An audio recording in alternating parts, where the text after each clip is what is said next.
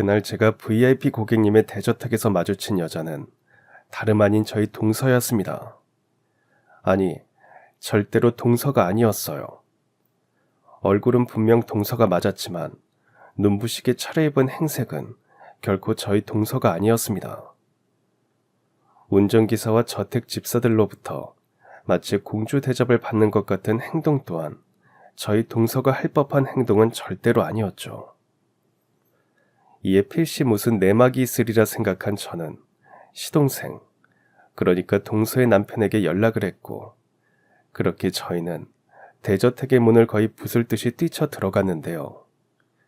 그곳에서 저희를 기다리고 있던 광경은 그 누구도 예상치 못한 장면이었습니다. 그리고 그 중심에는 역시나 동서인 것 같으면서도 동서 아닌 것 같은 여자가 당당히 자리 잡고 있었죠. 과연 그날 제가 목격한 장면은 무엇이었을지, 동서 같으면서도 동서 아닌 것 같은 그 여자의 정체는 대체 무엇이었을지, 그 놀라운 진실이 담긴 이야기를 지금 바로 시작해 보겠습니다. 저는 공장을 운영하는 친정 부모님 덕분에 별다른 경제적 어려움 없이 애지중지 잘 자란 외동딸이었습니다. 그러는 한편으로 성실한 친정 부모님을 본받는 딸이기도 했어요. 꽤 이름난 유명대학교를 다니면서도 등록금과 학비를 직접 마련하기 위해 방학 때마다 친정 부모님의 공장에서 일을 거들었죠. 물론 다른 직원분들이랑 똑같이 일하며 똑같은 급여를 받았고요. 다만 워낙 성실하게 공부만 해왔던 바람에 또래 친구들처럼 첫사랑의 설렘을 느껴본 적이 없었는데요. 그랬던 제가 첫사랑에 빠지게 된 건 졸업을 앞둔 마지막 여름방학 때의 일이었습니다. 얼마 전 저희 부모님의 공장으로 이직을 해왔다는 그 남자는 저와는 다르게 아주 찢어지게 가난한 집의 맏아들이었습니다. 심지어 어머니께서는 늦둥이 남동생을 낳다가 돌아가셨고, 아버님마저도 공사장에서 일하다가 큰 사고를 당해 몸져 누운 지가 벌써 한참이 되었을 정도로 아주 어렵게 살아온 처지였죠. 그럼에도 제가 그 남자에게 첫사랑의 설렘을 느끼게 되었던 이유는 세상 그 누구보다 성실한 사람이었던 까닭이었습니다. 평소 제 이상형이 친정아버지처럼 듬직하고 묵묵하며 성실한 사람이기도 했고요. 태어나 처음 느껴본 설렘을 놓칠 수 없었던 저는 제가 먼저 그 남자에게 다가가 마음을 고백했고, 그렇게 연인이 된 저희는 오래지 않아 결혼을 준비하게 되었는데요. 제가 사연의 서두부터 그 남자를 어떻게 만나게 되었는지에 대해서 이토록 중요하게 짚고 넘어가는 이유는 결혼 허락을 받기 위해 발걸음을 내디딘 바로 그 길에서 가풍이란 무엇인가에 대한 깨우침을 얻었기 때문이에요. 당시 저는 결혼 허락을 받기 위해 예비 시아버님께서 입원 중이신 병원으로 향했고, 그곳에서 예비 신랑의 늦둥이 남동생인 고등학교 1학년짜리 시동생을 처음 만나게 되었습니다. 그런데 시동생의 첫인상은 거의 꼬마 산신령님 수준이었어요. 시동생이 글쎄 바쁜 간호사 선생님을 도와서 아버님과 같은 병실에 입원해 있는 환자분들과 보호자분들을 보살피고 있더라고요. 그런 모습이 너무 기특하기도 하고 신기하기도 했던 저는 시동생에게 넌지시 이렇게 물어보았어요. 도련님, 같은 병실 식구들은 어쩌다가 돕게 된 거예요? 그러자 시동생이 마치 속세의 사정들을 모두 통달한 사람처럼 대답했습니다. 형수님께서도 보셔서 아시겠지만 저희 병실 식구들 모두 어렵고 딱한 처지에 있는 분들이잖아요. 그래서 저라도 삶의 무게를 조금이라도 덜어드리려는 것뿐입니다. 그치만 그런 생각을 하기엔 도련님은 나이가 많이 어리잖아요. 아직 고등학교 1학년밖에 안 되었으면 세상을 자기중심적으로 바라보게 마련인 나이이기도 하고요. 부끄럽지만 저도 도련님 나이였을 적에는 제가 세상의 중심이라고 생각했었거든요. 스스로 행동하는 일에 나이는 상관없다고 생각합니다. 오히려 한 살이라도 어린 제가 나서서 행동하면 어렵고 딱한 분들께서 더더욱 힘을 내실 테니 당연히 그렇게 해야 마땅한 일이라고 생각하고요. 더군다나 원래 세상은 뿌리는 대로 거두는 법이라고 하잖아요. 제가 주변 분들께 선행의 씨앗을 베풀고 심어두면 그 선행의 씨앗들이 쑥쑥 자라서 언젠가 반드시 저희 가족에게도 큰 보답을 내려주실 거라고 믿습니다. 우와, 그거 참 멋진 생각이네요. 근데 그 어린 나이에 어떻게 그런 큰 생각을 품게 되신 거예요? 아버지께서 몸져 눕기 전에 늘상 그렇게 가르쳐 주셨거든요. 그러고 보니 저희 신랑 또한 시동생과 비슷한 사람이었습니다. 찢어지게 가난한 형편임에도 불구하고 자기 일도 아닌 공장 직원들의 업무를 솔선수범 도와드렸고 집에서 직접 마련해온 떡 같은 간식들을 형편이 어려운 직원분들과 나누어 먹기도 했거든요. 덕분에 저는 비로소 혼사에 있어서 가문과 가풍이 왜 그토록 중요한 것인지에 대해서 깨닫게 되었습니다. 저희 친정의 가풍이 근면성실과 자수성가였다면 예비시댁의 가풍은 어려운 이웃에게 도움의 손길을 건네는 이타적인 삶이었으니까요. 동시에 저는 그 집안의 며느리가 되기로 결정하기를 참 잘했다는 생각 또한 하게 되었습니다. 근면성실한 친정과 이타적인 예비시댁의 가풍이 합쳐진다면 장차 아주 올바르고 반듯한 가정을 꾸릴 수 있을 것이 분명했습니다. 다만 시동생의 선행에도 불구하고 시아버님께서 기적처럼 쾌차하시는 일은 생기지 않았습니다. 오히려 저희 부부가 결혼식을 올리던 바로 그 해에 숨을 거두셨죠. 하지만 하늘은 올바르게 살아가는 사람들을 늘 굽어 살피고 계시더라고요. 저희 시댁에게 아주 크나큰 축복을 베풀어 주셨으니 그 축복은 시동생의 신부감이었습니다. 저희 부부의 뒷바라지를 받으며 명문대를 졸업한 시동생이 오래지 않아 신부감을 처음 인사시키던 바로 그날, 저는 신부감, 아니 예비 동서에게서 아주 깊고 단단하며 고요한 심성을 느꼈습니다. 지난날 처음 만난 시동생에게서 꼬마 산신령님 같은 느낌을 받았다면 그날 처음 만난 예비 동서에게서는 부처님을 모시는 보살님 같은 느낌을 크게 받았다고나 할까요? 제가 예비 동서에게서 그런 느낌을 받았던 건 바로 이런 이유 때문이었습니다. 솔직히 말하자면 우리 시동생이 인간적으로는 아주 좋은 사람이라는 건 확실하지만 남편감으로서 훌륭한 사람인지는 잘 모르겠어요. 워낙에 이타적이고 주변 사람들을 도우면서 사는 생활이 몸에 익은 사람이라서 정작 자신의 가족들을 힘들게 만들 수도 있으니까요. 왜 그런 사람들 많잖아요. 집 밖에 선행을 베푼답시고 매번 자기 주머니를 털털 터는 바람에 아내랑 자식들을 힘들게 만드는 사람들 말이에요. 물론 당시 저는 시동생이 인간적으로나 남편감으로서나 둘 다 똑같이 훌륭한 사람이라는 걸 믿어 의심치 않고 있었습니다. 그럼에도 제가 예비 동서에게 그런 질문을 던졌던 이유는 예비 동서의 심성을 직접 확인하고 싶었기 때문이었습니다. 시부모님께서 일찍이 돌아가시고 안 계시니 맏며느리인 제가 직접 그 역할을 짊어졌던 거죠. 그런데 돌아온 예비 동서의 대답이 아주 일품이더라고요. 글쎄요, 모름지기 모든 일은 사람하기에 따라서 달린 것 아닐까요? 제가 아내로서 남편을 잘 보필하고 올바른 길로 이끌면 저희가 백년해로 할 수 있을 테고, 제가 남편을 그릇된 길로 이끈다면 그건 제가 부덕한 사람이기 때문이겠죠. 하물며 허튼 일에 돈을 낭비하는 것이 아니라 선행을 베풀기 위함이면 안 사람인 제가 당연히 지지하고 잘 보필해 줘야죠. 그건 그렇지만 막상 경제적으로 위기가 닥쳐왔을 때는 마음이 달라질 수도 있잖아요. 저는 그 또한 사람이 마음먹기에 따라서 달린 일이라고 생각합니다. 저는 그저 몇 끼니 잡곡밥에 맑은 국 한 그릇만 있으면 충분해요.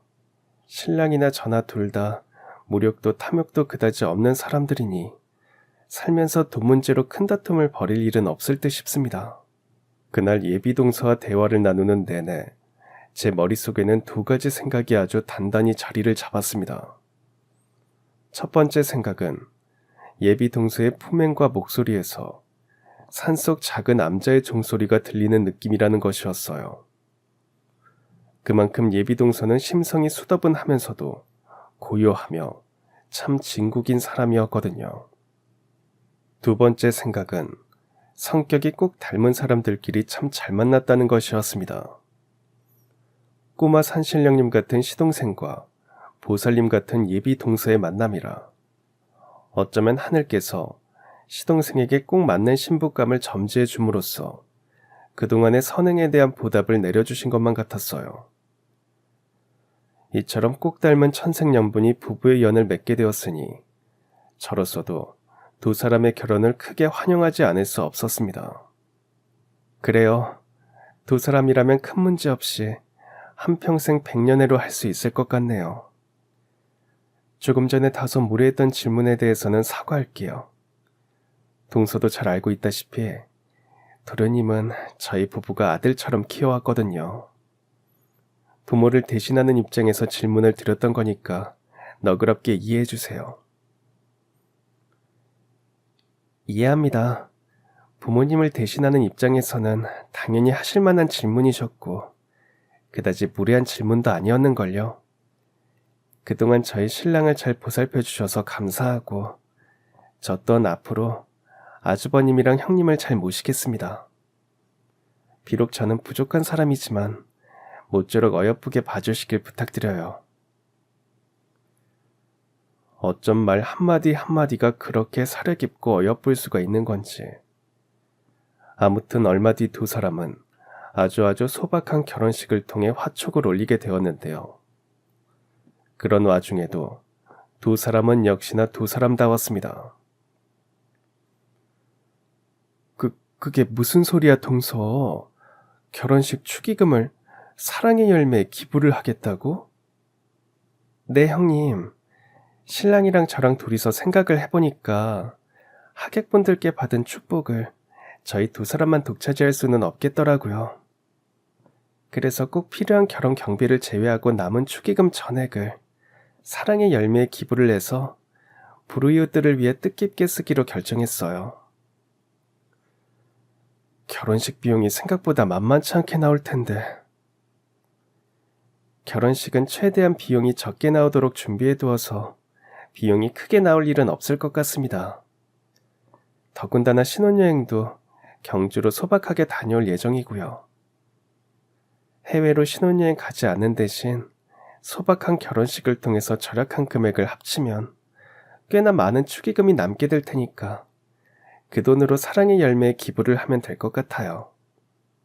이처럼 동선의 부부는 결혼 생활의 시작부터 형편이 어려운 이웃들과 나누며 더불어 사는 삶을 살기 시작했습니다.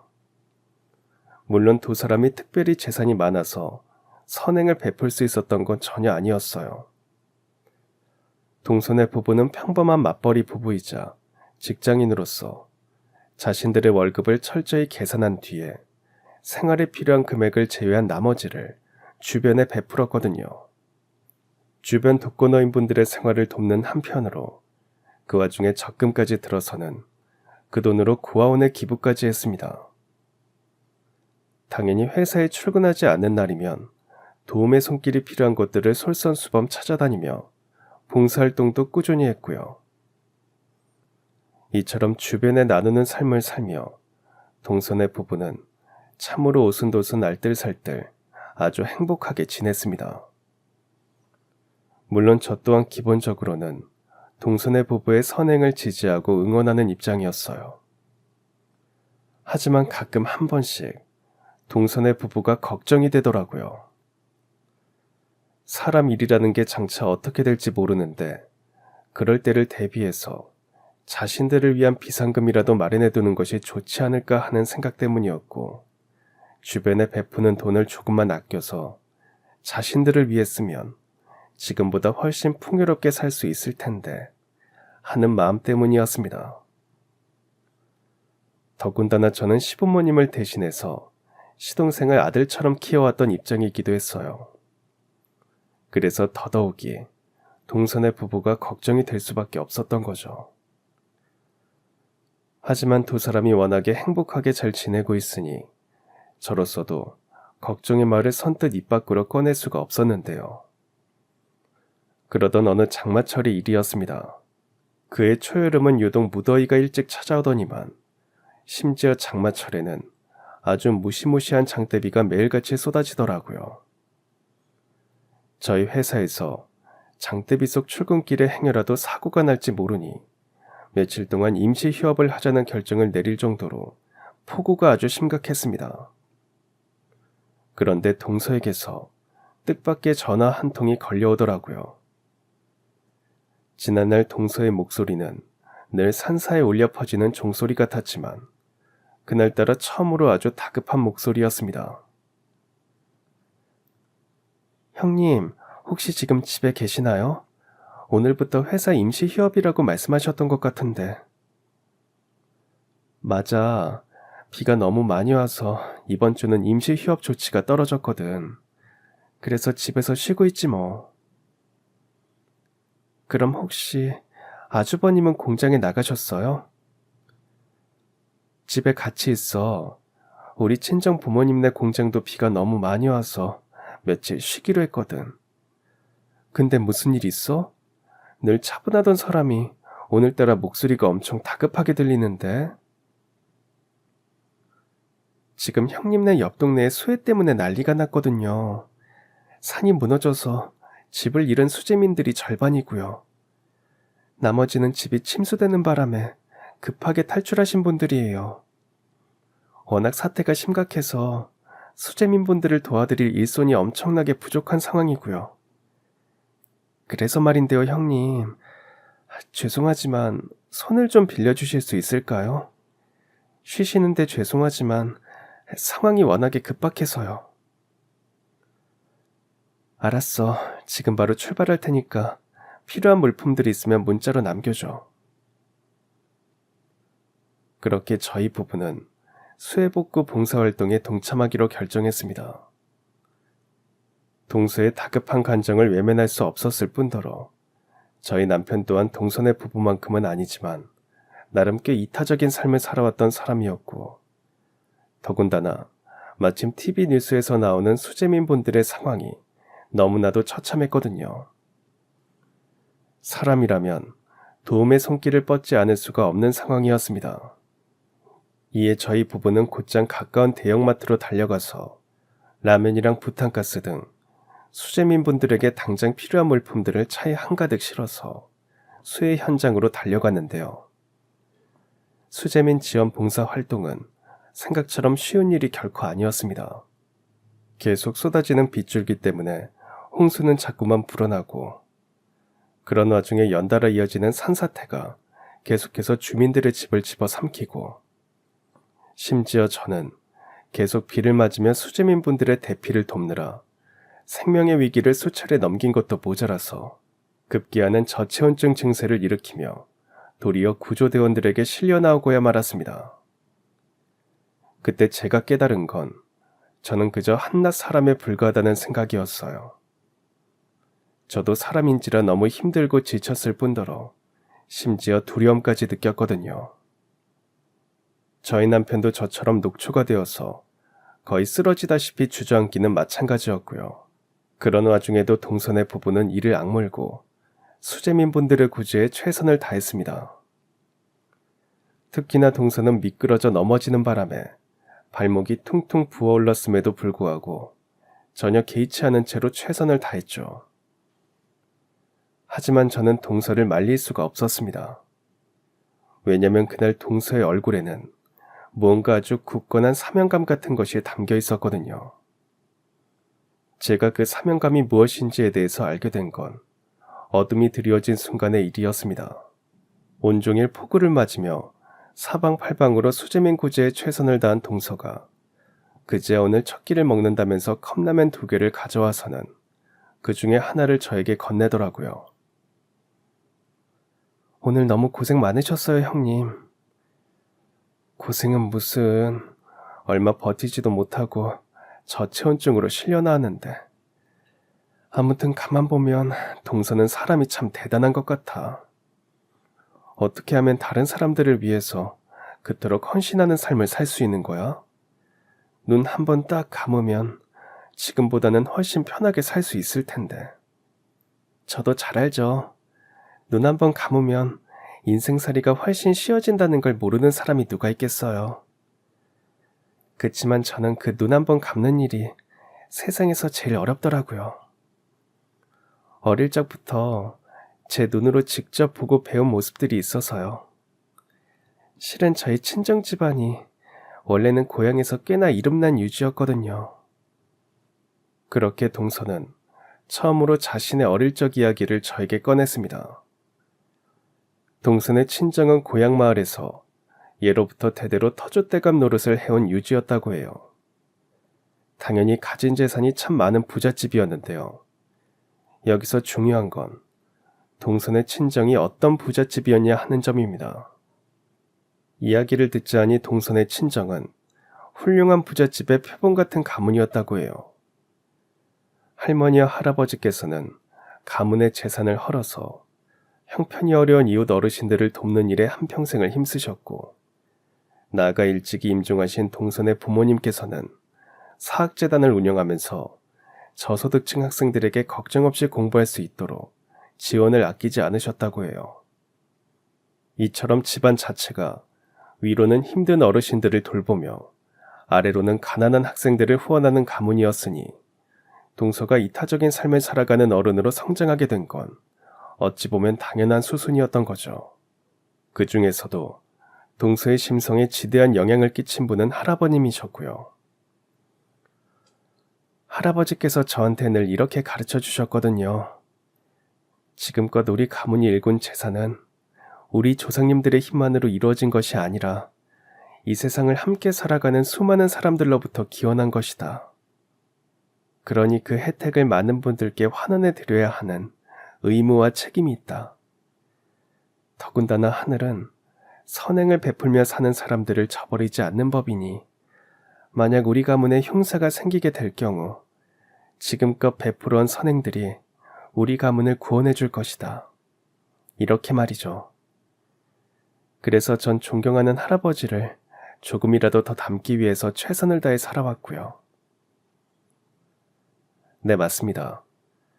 동서는 존경하는 할아버님을 조금이라도 더 닮기 위해서, 그리고 그토록 훌륭했던 가문의 일원으로서 선대의 뜻을 이어받기 위해서 지금껏 최선을 다해 나누고 베푸는 삶을 살아왔던 것이었습니다. 심지어 그런 동서가 더더욱 대단했던 이유는 친정 가문의 영광은 이미 흘러가버린 옛날 이야기라는 점이었어요. IMF 당시 가문이 쇠락해서 사학재단도 문을 닫게 되고 결국 평범한 집안이 되어버리고 말았지만, 그럼에도 동서는 나누고 베푸는 삶에 대한 철학을 전혀 굽히지 않았거든요. 있는 사람들이 나누는 것보다 평범한 사람들이 나누는 건 훨씬 힘든 일일 테니 저는 그런 동서를 향해 일종의 인간적인 존경심마저 품게 되었어요. 손윗사람과 손아랫사람이라는 관계를 다 떠나서 인간적으로 참 멋지다는 생각이 들었거든요. 또한 제가 그날 동서를 향해 그런 생각을 하게 된 건 아주 뜻밖의 상황이 한 가지 더 생겼던 덕분이었습니다.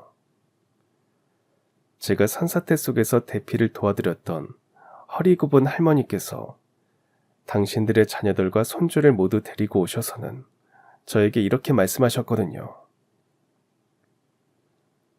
선생님이 아니었다면 저는 사랑하는 손자들의 얼굴을 다시는 못 볼 뻔했어요. 저희 가족들의 행복을 지켜주셔서 너무 감사합니다. 너희도 얼른 은인분께 인사를 드리거라. 그러자 할머니의 자녀와 손자분들이 저에게 허리 숙여 감사 인사를 전해왔고, 바로 그 순간 저는 저체온증으로 덜덜 떨리던 몸에 온기가 확 도는 것 같은 느낌이 들었습니다. 아무래도 마음이 따뜻해져서 몸에도 온기가 도는 것 같은 느낌이 들었던 것 같아요. 아니, 정말 그랬습니다. 온종일 지쳤던 피로도 무시무시한 폭우를 향한 두려움도 모두 일순간에 사라진 채로 그것들이 비워놓고 사라진 마음의 빈자리를 이루 형언할 수 없는 뿌듯함과 행복이 넘치도록 채웠거든요. 이에 저는 내친 김에 곁에 있던 동서에게 이렇게 약속했습니다. 이제서야 동서의 마음을 완전히 이해하게 된 것 같아. 비록 동서의 가문은 IMF 때 쇠락했지만 동서는 여전히 세상 누구보다 큰 부자였어. 가문의 선대로부터 아주 큰 유산을 물려받았거든. 동서가 물려받은 유산은 돈이 아닌 마음의 풍요야. 마음이 풍요로운 것만큼 뜻깊고 소중한 재산은 또 없는 법이니까. 동서는 스스로를 세상 누구보다 큰 재산을 가진 사람이라고 자랑스러워해도 돼. 말씀 감사합니다, 형님. 덕분에 힘이 막 샘솟네요. 에이, 그냥 말로만 끝내면 섭하지. 앞으로 나도 동서를 본받아서 나누고 베푸는 삶에 동참하도록 할게. 나도 동서처럼 마음이 부자인 삶을 살고 싶어졌거든.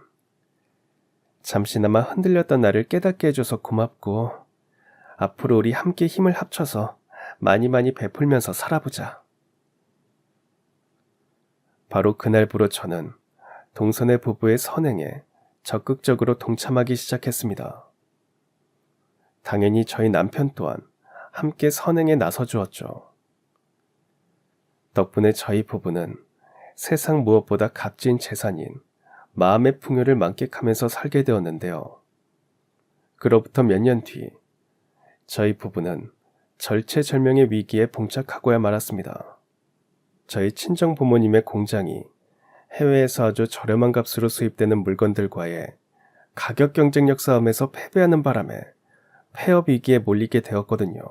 심지어 저희 남편 또한 그 공장의 직원으로 일하고 있었으니 당시 저는 친정과 저희 집 양쪽 모두에서 큰 위기를 겪게 된 것이나 다름이 없었습니다. 물론 저라고 위기 앞에 무기력하게 손 놓고 있지만은 않았어요. 친정 부모님의 공장을 어떻게 해서든 살려내기 위해서 차랑 집도 팔고 적금도 깨고 심지어는 보험까지 해약해서 급한 적재를 메꾸어 드렸죠. 더욱이 저는 일손이라도 돕기 위해서 그동안 잘 다니던 직장에 사표를 낸 뒤 친정 부모님의 공장에서 일하기 시작했습니다. 직장에서 받은 퇴직금 또한 공장에 급한 적자를 메꾸는 일에 사용했고요. 하지만 결국 공장은 폐업을 하게 되었습니다. 친정 부모님께서는 공장 설비들을 처분한 돈으로 직원분들의 퇴직금을 10원 한 장도 빠짐없이 지급하셨어요. 공장 주인으로서 당연히 해야 하는 도리에 최선을 다하신 것이었죠. 문제는 그러고 나니까 친정과 저희 부부의 생계가 정말이지 막막해졌다는 점이었습니다. 공장이 문을 닫으면서 동시에 실업자가 된 저희 남편은 곧장 새로운 공장에 취업하기 위해 여기저기 발품을 팔았지만 제 취업은 요원했습니다. 여러 공장들이 이미 기계와 자동화가 되어 있었기에 사람을 별로 뽑지 않는 추세였던 데다가 인건비를 많이 주어야 하는 한국인 직원은 특히나 더더욱이 뽑지 않는 추세였거든요. 주로 인건비가 저렴한 외국인 직원들만 뽑았죠. 하물며 저희 남편의 최종 학력은 고등학교 검정고시였습니다. 공장에서는 저희 남편을 채용하려고 하지 않는데 공장이 아닌 다른 직종에서는 검정고시 출신인 저희 남편의 이력서를 거들떠도 보지를 않더라고요. 그나마 제 쪽은 사정이 훨씬 많이 나은 편이었습니다. 적어도 저는 꽤나 알아주는 대학교를 졸업했던 데다가 이전에 다니던 직장에서의 평판 또한 좋았던 덕분에 재취업을 하는 것 자체가 어렵지는 않은 상황이었거든요. 그러나 단순히 재취업을 한다고 해서 모든 문제가 해결되는 것은 결코 아니었어요. 친정 부모님까지 한꺼번에 건사하려면 일반적인 직장인 월급만으로는 절대 불가능한 일이었습니다. 이에 저는 제가 뼈 빠지게 일하는 만큼 성과급을 더 챙겨받을 수 있는 직종을 찾기 시작했고 그렇게 찾아낸 일이 보험 설계사 일이었어요. 보험 설계사라는 직업은 일종의 영업직이기에 다른 영업직들이 대부분 그러하듯이 제가 보험 계약을 따내는 성과에 따라 인센티브가 지급되었거든요. 그렇게 보험 설계사가 된 저는 난생 처음 영업 전선으로 뛰어들게 되었는데요. 지난 한평생 일반 사무직으로만 일해왔던 저로서는 난생 처음 뛰어든 영업일이 너무너무 어려웠습니다. 이렇다 할 요령도 수완도 정말 이제 하나도 없었던 바람에 보험 영업일을 시작한 이래로 따낸 계약은 딱 5건에 불과했거든요. 그나마도 그 5건 전부가 저를 가엾게 여긴 대학교 동기들이 들어주었던 것이지 실상 제가 영업에 성공해서 보험 계약을 따낸 것은 아니었죠. 하지만 오래지 않아 저의 보험일은 마치 순풍에 돛단 듯이 술술 풀리기 시작했습니다. 제가 한창 고생하고 있던 무렵에 동서로부터 걸려온 뜻밖의 전화 한 통으로부터 시작된 순풍이었죠. 여보세요? 형님, 혹시 오늘 많이 바쁘세요? 바쁘긴 당연히 바쁘지 뭐. 바쁘게 일하는 만큼 성과가 나오지를 않아서 문제지만. 너무 걱정 마세요, 형님. 하늘은 선행을 베풀며 살아온 사람을 외면하지 않는 법이니까요. 걱정 마시고 제가 문자 보내드리는 카페로 한번 찾아가 보세요. 하늘이 형님에게 보답을 내리는 게 바로 오늘이 될 것 같거든요. 이에 저는 영문도 모른 채로 동서가 문자 메시지로 주소를 알려준 카페에 나가서 혼자 기다리고 있었는데요. 한 30분쯤 지나서였을까요? 얼핏 낯익은 얼굴의 부부가 카페에 도착하기가 무섭게 제 손을 덥석 잡는 것이 아니겠어요. 저를 모르시겠습니까, 선생님? 글쎄요. 낯이 있기는 있는데 어디서 배웠는지 기억이 나지를 않네요. 충분히 그러실만 합니다.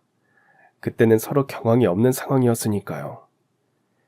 선생님은 선생님대로 지쳐 계셨고 저는 저대로 어머니를 떠나보낼 뻔했다는 생각 때문에 제정신이 아니었고요. 잠시만요. 이제 좀 기억이 나요. 몇 해 전 수해 때 제가 대피를 도와드렸던 할머님네 자제분 맞으시죠? 네, 맞습니다. 그때 그분이 저희 어머님이시고요. 어머님이랑 저희 자녀들이랑 같이 감사 인사를 드렸던 사람이 바로 저희 부부입니다. 그랬더라고요. 그 부부는 지난날 제가 수해 현장에서 봉사활동을 하며 대피를 도와드렸던 할머니의 아들과 며느리셨어요. 제 마음을 따뜻하게 해주셨던 바로 그 감사 인사의 주인공 말이죠. 심지어 그 부부는 저에게 보답을 해주기 위해서 동서를 통해 일부러 약속을 잡았던 것이었습니다. 저희 동서랑 계속 인연을 이어오고 있으셨나 봐요. 당연하죠. 수해 복구가 완료될 때까지 저희 수재민들을 계속해서 보살펴 주셨고 복구가 완료된 이후로도 계속해서 인연을 이어오고 있었고요. 그러던 중에 저희를 위해 힘써주셨던 선생님께서 힘든 처지가 되셨다길래 저희 부부가 수재민 연합회 대표로서 이렇게 만나 뵙기를 청하게 되었어요. 선생님께 풍수의 보험을 가입하려고요. 살다 보니 그런 행운이 다 생기더라고요. 아니, 정확히 말하자면 동서 덕분에 생긴 기적이자 하늘로부터 받은 보답인 셈이었죠. 그때 동서가 저를 봉사활동의 길로 이끌지 않았다면 그런 일은 애초에 생기지도 않았을 테니까요. 아무튼 그 부부는 지난날의 수해민들 중 장사를 하는 자영업자분들을 저에게 소개시켜 주었습니다. 그분들은 다들 수해와 같은 재난에 대한 경각심을 가슴 깊이 새기고 있었기에 아주 흔쾌히 풍수의 보험에 가입을 해주셨죠. 또한 수재민들 중에는 자영업이 아닌 일반 직장인 분들께서는 실비보험이나 자녀들의 교육보험을 들어주셨어요. 덕분에 저는 그달의 보험왕 자리를 차지하게 되었는데요. 이후로도 감사한 보답은 계속해서 이어졌습니다. 저와 동서가 함께 봉사활동을 다니며 인연을 맺게 된 분들께서 적극적으로 보험에 가입해 주셨거든요. 그러는 한편으로 저는 보험 설계사로서의 깨달음을 얻게 되었습니다. 봉사활동을 다니며 인연을 맺게 된 분들은 다들 생활이 어려운 분들이신데도 불구하고 적극적으로 보험에 가입해 주시는 이유가 뭘까 하고 생각을 해보니까 생활이 어려운 분들일수록 보험의 존재가 훨씬 간절하기 때문이더라고요. 본래 사람의 앞날은 어떻게 될지 모르는 법인데 그런 만약의 사태를 대비하자니 그럴 만한 여력은 크게 없고 또 그러다 보니까 보험만큼 마땅한 방법이 없게 마련이거든요. 보험 하나 잘 들어놓으면 평소 적은 값에 미래를 잘 대비할 수 있을 테니까요. 물론 잘못 들어놓은 보험만큼 치명적이고 위험한 건 또 없겠지만요.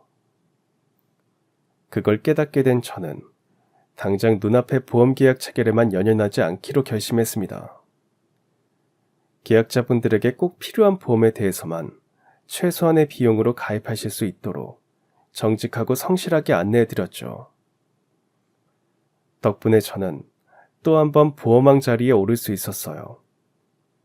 일부 몹쓸 설계사들과는 다르게 정직한 보험 설계사라는 소문이 퍼져나간 덕분이었죠. 이처럼 보험 설계사로서 승승장구하게 된 저와는 다르게 남편은 여전히 실업자 신세였습니다. 제가 벌어오는 생활비가 적지 않았던 덕분에 최소한 생계 걱정은 하지 않아도 되었지만 그럼에도 남편은 마치 비쩍 마른 무말랭이 같은 모습이었어요. 다름 아닌 이런 이유 때문이었죠. 이제 그만 기운 좀 내 자기야. 내일이 잘 풀린 덕분에 생계 걱정도 덜게 되었는데 왜 맨날 그렇게 기가 죽어있냐고 보는 사람 속상하게. 물론 당신 일이 잘 풀려서 나도 좋지. 자랑스럽기도 하고. 그런데 맨날 집에서 이력서만 쓰고 있자니 좀 있으셔서 견딜 수가 있어야지. 사람은 원래 열심히 일을 하면서 살아야 하는 법인데 그걸 못하고 있으니 말이야. 나도 당신 심정을 모르는 건 아니지만 그래도 너무 비관적으로 생각하지는 않았으면 좋겠어. 내가 보답을 받아서 일이 잘 풀렸던 것처럼 하늘이 당신에게도 분명 보답을 내려주실 테니까. 바로 그날의 일이었습니다.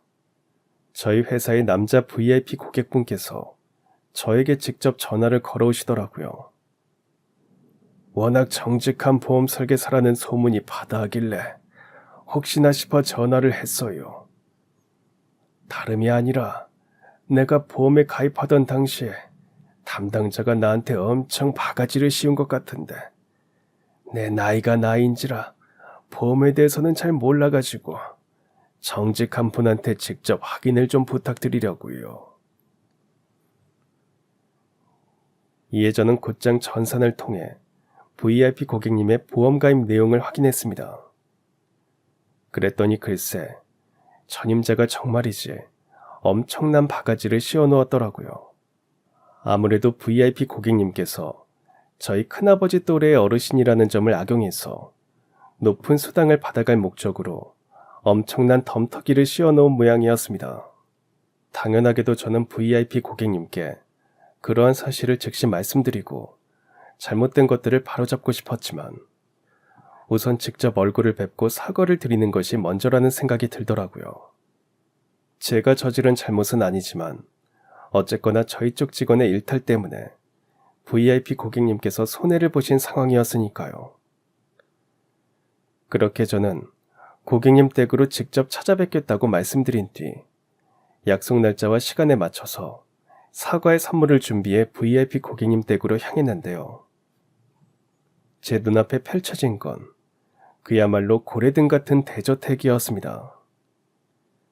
VIP 고객님께서 늦은 나이에 사업에 크게 성공했다는 이야기는 이미 알고 있었고 고객님께서 알려주신 주소를 통해서 부촌에 살고 계신다는 것 또한 이미 짐작하고 있었지만 막상 그 정도로 대단한 저택을 마주하고 나니까 저도 모르는 사이에 마른 침을 꿀꺽하고 삼키게 되더라고요.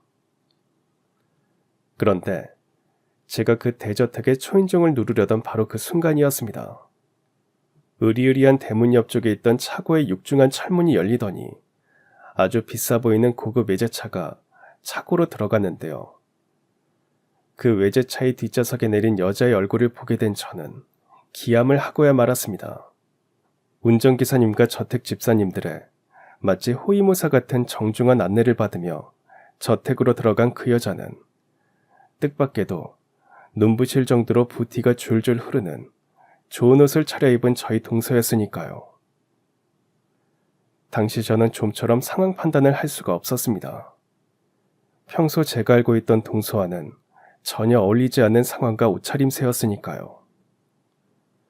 분명 동서가 맞는 것 같은데 동서가 아니기도 한 것 같은 그런 의문스러운 상황이었다고나 할까요. 일처럼 졸지에 크나큰 의문과 맞닥뜨린 저는 일단 시동생에게 전화를 걸었습니다. 동생의 남편인 시동생이라면 필시 무언가를 알고 있을 거라는 생각이 들었거든요. 그런데 지금 그게 무슨 말씀이세요, 형수님? 저희 안사람이 지금 어디서 뭘 하고 있다고요?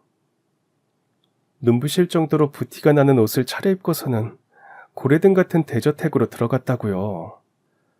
심지어 집사님들까지 우르르 나와서 마치 공주님 모시듯이 동서한테 예의까지 갖추는 걸 제 두 눈으로 똑똑히 봤어요. 설마 그럴 리가요. 그 사람은 지금쯤 노인복지센터에서 봉사활동을 하고 있을 텐데 아침에 그렇게 얘기하고 나갔거든요. 그렇다면 뭔가 심상치 않은 상황이 벌어졌다는 거네요. 아무튼 자초지종은 모르겠지만 서방님이랑 제가 가족으로서 무슨 상황인지 직접 확인해 보아야 할 것 같으니까 얼른 이쪽으로 오세요. 최대한 빨리요. 그로부터 약 30분 뒤 시동생이 멍하니 경황 없는 얼굴로 도착했습니다. 마침 참 다행스럽게도 저는 그날 그 시간에 집주인인 VIP 고객님과 만나기로 약속이 되어 있었어요. 시동생이 굳이 위험하게 월담을 하지 않더라도 그 대저택 안으로 들어갈 수 있는 상황이었던 거죠. 이에 저는 자연스럽게 초인종을 눌렀고 잠시 후 집사님께서 나와서 대문을 열어주셨는데요. 그 짧은 시간 동안 발을 동동 구르던 시동생은 대문이 채 완전히 열리기도 전에 거의 문을 부서뜨릴 지경으로 밀어젖히며 대저택 안에 있는 정원으로 뛰쳐 들어갔습니다. 그러는 바람에 저 또한 집사님께 자초지종을 설명드릴 겨를조차 없이 시동생을 따라서 대저택 안으로 들어갔고 그날 저와 시동생은 그곳에서 전혀 예기치 않은 상황을 목격하게 되고야 말았습니다. 그곳은 아주 멋들어지게 잘 관리된 대저택의 정원, 그리고 그곳을 한가득 채운 손님들은 저도 일면식이 있던 독거 노인분들, 심지어 그분들은 잔치를 벌이고 있었으며 그분들께 마치 대저택의 안주인인 것처럼 음식을 나누어 주고 있는 사람은 눈부시게 잘 차려입은 동서였어요. 마침 저희를 발견한 동서가 늘상 그래왔던 것처럼 평온한 미소를 지으며 저에게 다가왔습니다. 형님이 여기는 어쩐 일이세요? 그러는 동서야말로 이게 대체 무슨 상황이야? 어르신들이 왜 이 집에서 잔치를 벌이고 있는 거야? 동서는 왜 이 집 안주인처럼 여기서 어르신들을 대접하고 있는 거고, 심지어 엄청 비싸 보이는 옷까지 차려입고서는. 저야 봉사활동하러 왔죠. 이 집 주인 어르신께서 노인복지센터에서 보살펴드리는 독거 노인분들을 위해 잔치를 베풀어 주셨거든요. 바로 그때였습니다. VIP 고객 어르신께서 집사님의 안내를 받아 저에게 다가오셨어요. 보험회사에서 나오셨나 보구만. 여기는 번잡하니 안채로 들어가서 이야기 나누도록 하지. 그렇게 저는 제대로 된 영문조차 모른 채 안채로 들어가 VIP 고객님과 마주 앉았습니다. 그리고는 염치불구하고 동서와 관련된 자초지종부터 여쭈어 보았는데요. VIP 고객님께서도 저와 동서가 한가족 사이라는 사실을 전혀 모르고 계셨던 모양이더라고요. 그러니까 자네 말은 자네랑 내 은인께서 형님 동서치간이라는 이야기인가? 네, 근데 저희 동서가 고객님의 은인인가요? 정확히 말하자면 동서분께서는 제 인생을 구원해 주신 은인의 손녀분일세. 어찌 보면 자네랑 내가 이렇게 만나게 된 것 또한 하늘이 점지해 주신 인연일지도 모를 일이기도 하고. 잠시 생각에 잠긴 VIP 고객님께서는 동선의 가문과의 인연을 마치 회고록을 쓰시듯이 말씀하기 시작하셨습니다. 젊을 적 나는 소위 말하는 거지였네. 손대는 일마다 줄줄이 말아먹는 바람에 삶의 의지마저 모두 잃어버린 채로 스스로 삶을 마감하기에 적당한 장소를 찾아서 떠돌아다니고 있었지. 그러다가 문득 참으로 맛나는 음식 냄새에 이끌려서 어느 부잣집 대문 앞으로 향하게 되었어. 그리고 그곳은 상갓집이었네. 그 시절에는 집에서 장례를 치르는 경우들이 많았었거든. 이어지는 VIP 고객님의 사연은 이러했습니다. 당시 고객님께서는 스스로 세상을 등질 결심을 하셨음에도 불구하고 상갓집에서 풍겨오는 음식 냄새에 아주 극심한 허기를 느꼈다고 해요. 이에 고객님께서는 염치불구하고 상갓집 문을 열고 들어가셨다고 합니다. 그리고는 상주인 할아버님께 이렇게 말씀하셨죠. 일면식도 없는 장례이고 인연이 있는 집안의 상도 아니지만 배가 너무너무 고파서요. 보시다시피 부조금 한 푼 보탤 형편도 못 되지만서도 은혜를 베풀어 밥 한 끼만 먹여주십시오. 제 인생 마지막 소원입니다. 마지막 소원이라. 거참 듣기 거북한 말이로구만. 아직 한참 젊은 사람이 말이야. 저도 나름 사정이 있어서 그럽니다요. 어르신, 그러니 더도 말고 딱 밥 한 끼만 먹여주십시오. 그러자 상주 할아버님께서는 식솔들을 향해 이렇게 외치셨습니다.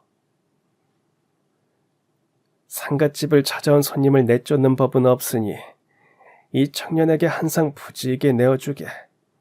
술이든 밥이든 원하는 대로 양껏 먹여주도록 해. 상주 할아버님의 배려는 거기서 끝이 아니었습니다. 일면식조차 없는 데다가 부조금 한 푼 내지 않는 거렁뱅이 청년에게 술과 밥을 대접해 준 것도 모자라서 그날 하룻밤 묵을 뜨끈한 방과 목욕물까지 준비해 주셨거든요. 더군다나 이튿날 아침에는 입고 가라면서 깨끗하고 좋은 옷도 한 벌 마련해 주셨다고 합니다. 심지어 그 옷의 주머니에는 적지 않은 돈이 담긴 봉투도 하나 들어있었죠. 그 정도면 일상으로 돌아갈 수 있는 여비는 충분히 되고도 남을 걸세. 감사합니다. 헌데 과객인 저에게 이렇게까지 잘해주시는 이유가 대체 무엇인지 저는 그저 밥 한 끼만 먹여달라고 부탁을 드렸을 뿐인데요. 그래 맞네. 내가 받은 부탁은 밥을 먹여달라는 것 하나뿐이었지. 하지만 고작 하나에 그칠 수는 없지. 비록 나는 하나를 부탁받았으나 너댓까지 잘 챙겨주었으니 자네는 나한테 나머지 너댓을 빚진 셈이 아니겠나. 아이고 어르신, 그런 일이라면 더더욱 받을 수 없습니다요. 저는 빚을 갚을 수 있는 처지가 아니라서요. 나한테 갚을 필요 없네. 그 빚은 염치불구하고 밥 한 끼 먹여달라고 부탁했던 자네의 용기한테 갚도록 하시게. 스스로에게 빚을 모두 갚기 전까지는 세상을 등질 생각 따위는 추호도 하지 말아야 할 것이며 빚을 다 갚은 다음에는 이자를 지불하는 셈치고 주변의 이웃들에게 베풀며 살아야 할 것이야. 비록 그날 상주 할아버님께서는 아주 엄하게 호통을 치셨지만 거렁뱅이 청년의 귀에는 세상 무엇보다 따뜻하고 포근한 위로의 말씀으로 들렸다고 합니다. 아무리 힘들더라도 삶을 절대 포기하지 말고 반드시 다시 일어서거라 하는 응원과 위로의 말씀 말이죠. 덕분에 그날 나는 삶의 의지를 되찾았고 산전수전 다 겪은 끝에 노년이 되어서야 마침내 크게 자수성가할 수 있었다네. 그럼 혹시 그때 그 상주 할아버님이 저희 동선의 친정 할아버님이셨던 건가요? 그러게나 말일세. 처음엔 나도 긴가민가 했었는데 알고 보니까 은인의 손녀분이 맞았어. 노년에 크게 자수성가한 VIP 고객님께서는 은혜를 갚기 위해 동선의 가문을 수소문했지만 IMF 때 집안이 쇠락했다는 이야기만 들려올 뿐 가문의 식솔들이 어떻게 되었는지에 대한 소식은 전혀 알 수가 없었다고 합니다. 이에 VIP 고객님께서는 동선의 가문에게 진 마음의 빚을 갚기 위해 사회복지재단 설립을 준비하게 되었고 그 일을 맡길 만한 적임자를 찾아다니고 있었는데요. 그러던 중에 한평생 타인을 위해 살아온 봉사자가 있다길래 그 봉사자를 수소문해 직접 만남의 자리를 가졌고 뜻깊은 일을 맡겨도 될 만한 사람인지를 판단하기 위해 어떻게 봉사를 시작하게 되었느냐고 물었더니 그 봉사자의 입에서 나온 집안 이야기가 VIP 고객님이 은혜를 입은 가문의 이야기와 똑같더리지 뭐예요. 덕분에 그 봉사자, 아니 저희 동서가 은인의 손녀라는 사실을 알게 된 VIP께서는 곧장 동서에게 사회복지재단의 운영을 맡기겠다고 약속을 했고 동서가 봉사를 다니던 노인복지센터의 독거노인 어르신들을 저택으로 모셔서 성대한 잔치까지 베풀어 주셨다고 합니다. 저와 시동생은 바로 그 장면을 목격했던 것이었고요. 아무튼 그렇게 회고를 마친 VIP 고객님께서는 또한 이런 뜻깊은 말씀을 덧붙이셨습니다. 지금 내가 쌓아올린 재산과 부는 오직 나 혼자만의 힘으로 이룬 것이 아니라네. 그날 그 가문의 어르신께서 나에게 삶의 의지를 되찾아 주셨던 덕분에 가능한 일이었지. 그러니 지금 내 재산은 나만의 것이 절대로 아니라고 생각하네. 세상으로부터 받은 은혜 덕분이었던 만큼 사회복지재단을 통해서 사회로 환원하고자 하네. 오직 그것만이 내가 남은 한평생 짊어져야 하는 의무이자 책임이기도 하고. 그날 그 말씀이 더더욱이 의미가 있었던 건 지난날 동서의 할아버님께서 당신의 손녀에게 가르침을 주셨던 것과 같은 말씀이었기 때문이었습니다. 즉, 비록 동선의 가문은 쇠락했지만 그 선한 유지만큼은 동서와 VIP 고객님을 통해서 이어져 내려온 셈이었죠. 하지만 단 하나의 의문은 아직 남아있었습니다. 동서가 입고 있던 그 고급진 옷은 대체 무엇이었느냐 하는 문제였죠. 이에 저는 정원에서 어르신들을 대접하고 있던 동서에게 되돌아가서 조심스럽게 물어보았어요. 이야기 다 들었어. 그런 일이 있으면 진작 얘기하지 그랬어. 내가 얼마나 놀랐는데. 죄송해요 형님. 저도 오늘 아침나절에 너무 갑작스럽게 생긴 일이라서 너무 경황이 없어서 미처 말씀드릴 겨를이 없었어요. 근데 그럼 그 옷은 어떻게 된 거야? 아무리 어르신께서 선물을 해주고 싶어 하셨다고 하지만 평소 동서 성격 같으면 받지 않았을 텐데. 처음엔 저도 받지 않으려고 했죠. 그치만 어르신께서 그렇게 말씀하시더라고요. 이 옷은 저에게 주는 것이 아니라 지난날 저희 할아버님께 얻어 입었던 옷을 되돌려주는 것이나 마찬가지라고요. 그래서 어쩔 수 없이 입을 수밖에 없었어요. 제가 받는 게 아니라 저희 할아버지께서 받는 선물이니까요. 그제서야 저는 동서가 입고 있던 옷에 대한 의문까지 모두 풀게 되었습니다. 줄곧 제 곁을 지키고 있던 시동생 또한 마찬가지였고요. 물론 저와 시동생은 길게 안도하고 있을 여유도 VIP 고객님과 동선의 가문 사이에 있었던 일화에 오래 감동하고 있을 여유도 없었습니다. 동서를 도와서 잔치에 참석한 독거노인 어르신들을 열심히 대접해야 했으니까요. 물론 기쁜 일은 거기서 끝이 아니었습니다. 그로부터 얼마 뒤 사회복지재단이 정식으로 설립되었고 동서가 이사장으로서 재단의 운영을 총괄하게 되었는데요. 동서가 이사장으로 취임한 이후로 제일 처음 한 일은 다름 아닌 이것이었습니다. 그게 무슨 소리야, 동서? 우리 남편을 복지재단에서 일하게 해주겠다고? 정확하게 말하자면 아주버님을 모셔가는 겁니다. 아주버님 또한 저희 부부랑 형님처럼 나누고 베푸는 삶을 살아오셨으니까요. 그런 아주버님이야말로 복지재단 일에 아주 걸맞은 인재시고요. 네, 맞습니다. 저희 부부는 동서로부터 2번 구원을 받은 셈이었어요. 동서가 봉사하며 사는 삶의 가치를 일깨워 주었던 덕분에 훗날 제가 보험왕까지 되어볼 수 있었을 뿐더러 실업자 신세였던 저희 남편의 인생 또한 제 길을 찾게 만들어 주었으니까요. 아니, 어쩌면 그건 저희 부부가 스스로 찾아낸 기적이었을런지도 모릅니다. 누가 뭐래도 저희 부부는 참 선하고 올바르게 살아왔으니까요. 그래서 하늘이 저희 부부에게 동서라는 훌륭한 인연을 점지해 주셨을지도 모르는 일이니까요. 이렇게 사연을 마치며 애청자 여러분들께 간략한 후일담을 전해드리자면 저는 지금도 정직한 보험 설계사로 일하고 있습니다. 제가 추천해드리는 보험이 고객분들에게 든든한 안식처가 될 수 있도록 최선을 다해 봉사하는 마음으로 일하고 있죠. 저희 남편과 시동생은 동서를 도와서 복지재단 일을 도맡아 하며 바쁘게 지내고 있어요. 동서라는 귀하고 소중한 인연을 저희에게 내려주신 하늘에게 보답이라도 하려는 것처럼 말이죠.